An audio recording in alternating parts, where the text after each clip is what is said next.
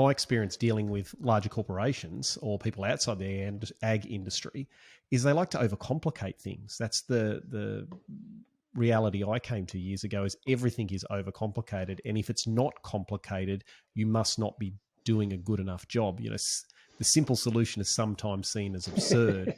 And I know when we first had a conversation about this topic, you mentioned that, you know, one of the most profitable graziers, I think it was, had the most simple production you'd ever seen in your career. Yeah.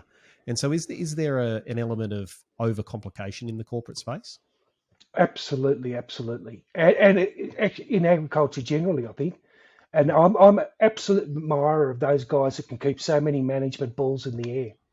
Because I view one of the biggest risks in agriculture is management risk. What happens if one of those balls falls out? But I think one of the best things I've seen with a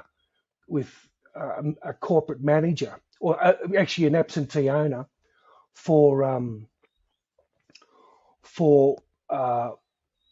agriculture, was that his managers would come with a new idea, and his first question would always be, is this going to make the business simpler?